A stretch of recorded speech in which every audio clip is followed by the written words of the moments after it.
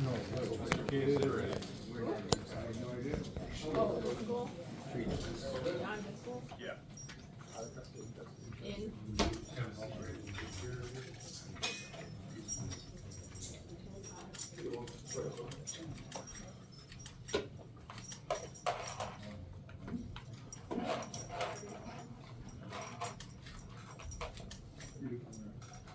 First on the calendar is 25 CF 741, State of Wisconsin versus John J. Biscoe.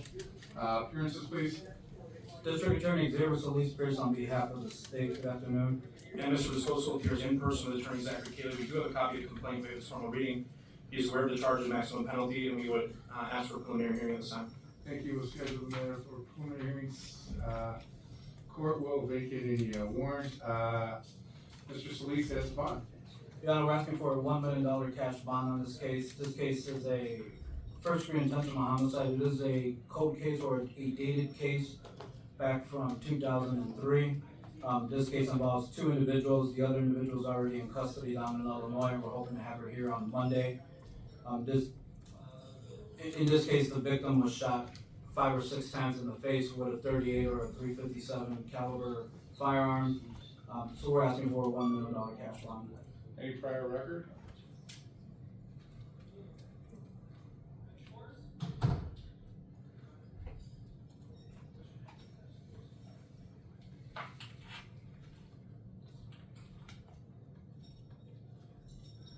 So I don't see any prior record with the information that we have.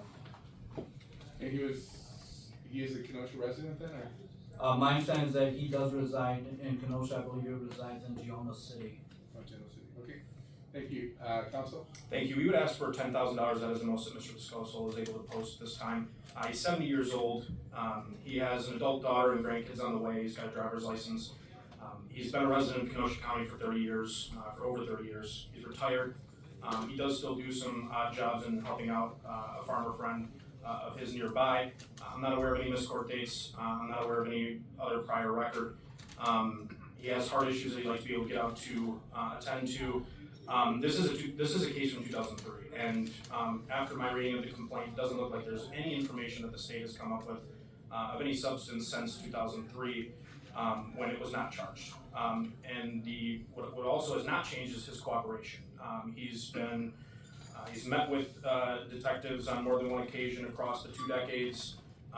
There's nothing in here that seems to indicate that he's not cooperative or that he would not come to court. He's been living here during the entire time that this has been, I guess, off and on investigated, is my understanding. He's been working here, living here with no other issues. I have no reason to believe that he's a flight risk. He was arrested at home. He didn't try to flee this or anything like that. And as I said, there's just nothing that's been added since 2003 of any substance, and from what I'm reading from this complaint, it really just reads in a lot of speculative information that I think points to the reason as to why it wasn't filed prior, including a lot of information that's included in there that pertains to his right to silence and his right to not self-incriminate, along with a lot of inadmissible evidence that I think wouldn't be allowed, obviously, at a trial. So we ask the court to take that into consideration as the court is able to consider the strength of the state's case. So we would ask for $10,000 cash. We do believe that's appropriate. He stayed here. He hasn't run from anything. So we'd ask the court to impose $10,000 cash. Thank you. Well, he has been charged now. He's being charged with first-degree intentional homicide as a party of a crime, use of a dangerous weapon. It is very serious, of course. It's a Class A felony, the most serious that we have. He has made himself available. He has substantial ties to this community, but as counsel stated, now he has been actually formally charged. I have no idea why the former DA has not been charged with that, but I'm not going to draw any speculation as to that. What the court is going to do, the court is going to impose a $500,000 cash bond. The non-monetary conditions will be that there will be no contact with Roxana Collins or any of David A. Vanders, is it pronounced, how is it pronounced? Vanderzee. Vanderzee's, any of his family, and we will schedule this for a,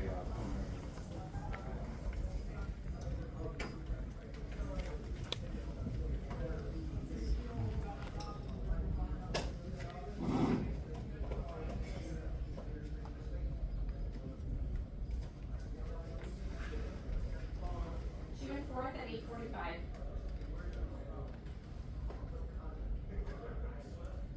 Is there anything at like 9 or 9:15?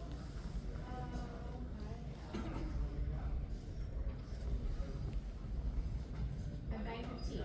no, we may wanna give him two, maybe, because I think your time is only 15 minutes, right? So I'm gonna at least say. So I had 10:30.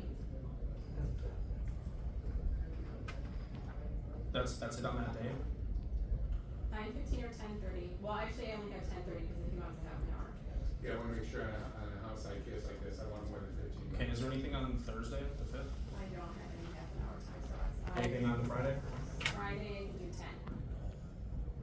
Let me just double check. Attorney Watson's. At what time on Friday? 10? That works. June 6th, right? Yeah, June 6th at 10. Thank you. Thank you. Thank you.